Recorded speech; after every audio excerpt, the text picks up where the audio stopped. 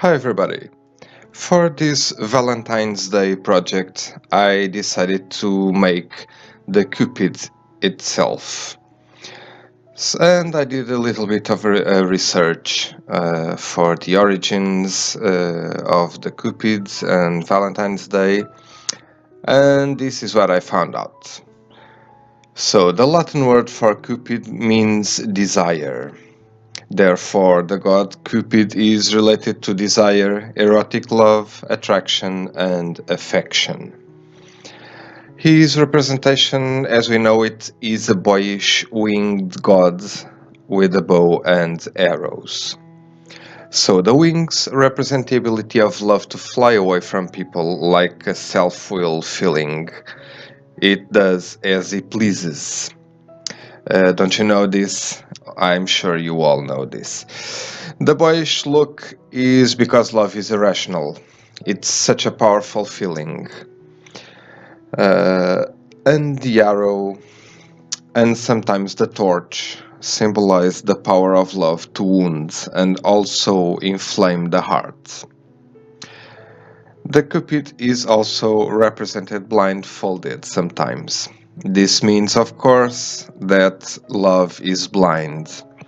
I believe we all have said this sentence before. Sometimes we feel like we have no control over that decision. Have you never wondered why do I love this person? How did this happen? Such a beautiful feeling. Well, here it is. The origins of the Cupids is the Greek god Eros, later reinterpreted by the Romans and transformed into Cupid.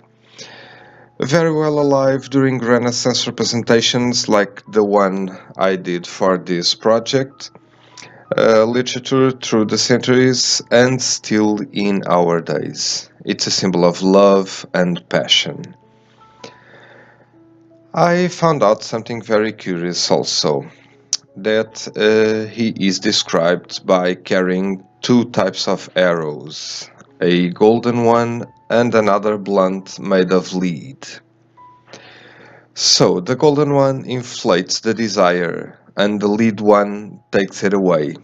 That's what I understood. Portrayed as a hero in some stories and always engaging with other gods, in Great Adventures, the Cupid is a chameleon that survived many changes in history and people's beliefs. And it's still alive today in the 21st century. So, the celebration itself had its origin on two saints named Valentine. So it has religious roots and romantic ones before it became commercial in the 19th century.